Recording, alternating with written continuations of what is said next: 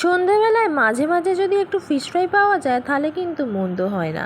সব সময় যে ভেটকি মাছের ফিশ ফ্রাই খেতে হবে তার কোনো মানে নেই। মাঝে সাঝে একটু লোটে মাছের ফিশ ফ্রাই খেলেও মন্দ হবে না, বেশ ভালোই খেতে হয়। একবারের জন্য মনে হবে না যে এটা ভেটকি মাছের ফিশ ফ্রাই নয়, এটা লোটে মাছের ফিশ ফ্রাই।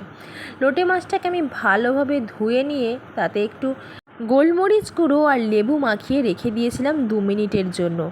তারপরে তাতে আদা বাটা, রসুন বাটা, ধনেপাতা বাটা আর কাঁচা লঙ্কা বাটা ভালো করে পেস্ট করে মাখিয়ে নিয়েছিলাম। 5 মিনিট রেখে তাতে ডিম গুলে একটা একটা করে ভালো করে কিন্তু কোটিং করে নিচ্ছিলাম ব্রেড ক্রাম্বস দিয়ে। যদি ব্রেড ক্রাম্বস না থাকে তোমরা কিন্তু নেড়ো গুঁড়ো দিয়েও করে নিতে পারো, যেটা ইজিলি মার্কেটে পেয়ে যাবে। তো দেখো এখানে আমি 5খানা লোটে মাছ রেখে দিয়েছিলাম আর সেটাকেই কিন্তু আমি 5টা ফিশ ফ্রাই করে নিয়েছি।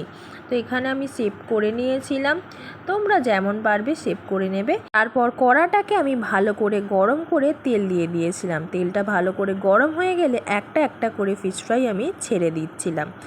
ফিশ ফ্রাইটা বেশ ভালোভাবে একটু মুচমুচে করে ভেজে নিতে হবে, তাই একটা একটা করে ভেজে নেওয়াই শ্রেয়, কারণ 2-3টে করে দিলে কিন্তু ভালোভাবে ফিশ ফ্রাইটা ভাজা হবে না।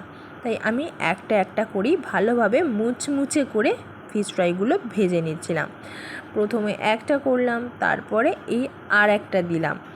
এবার কিন্তু আস্তে আস্তে আমি সব কটা ভেজে নেব মুচমুচে করে। আমার ফিশ ফ্রাই বানানো কিন্তু খুব একটা খারাপ হয় না, কারণ দোকানের যা টেস্ট আমি বাড়িতে যা ফিশ ফ্রাই বানাই তা কিন্তু কোনো অংশেই কম নয়। দোকানের ফিশ ফ্রাই আর বাড়িতে বানানো ফিশ ফ্রাইয়ের মধ্যে কোনো রকম আলাদা টেস্ট কিন্তু আমরা পাই না। আমি কিন্তু যথেষ্ট ভালোভাবেই ফিশ ফ্রাইটা বানাই। তো দেখো আমার ফিশ ফ্রাই এখানে কমপ্লিটলি রেডি হয়ে গেছে। আমি বিশ্বাস করো একটা বারের জন্য মনে হয়নি যে এটা ভেটকি মাছের ফিশ ফ্রাই নয়। লোটে মাছের ফিশ ফ্রাই বলে একবারের জন্য কিন্তু আমাদের মনে হয়নি। তোমরা কিন্তু এভাবে লোটে মাছের ফিশ ফ্রাই বানিয়ে বাড়িতে খেতে পারো, অথবা বাড়িতে যদি কোনো গেস্ট আসে তাদেরকেও দিতে পারো, তাতে কিন্তু খুব একটা খারাপ নাম তোমার হবে না।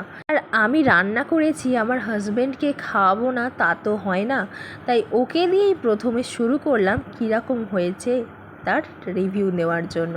তো দেখো ও কীরকম রিভিউ দিচ্ছে। ও কিন্তু খেয়ে বলেছে দারুণ হয়েছে। তো এখানে ও বললেই তো চলবে না, আমাকেও তো খেয়ে দেখতে হবে।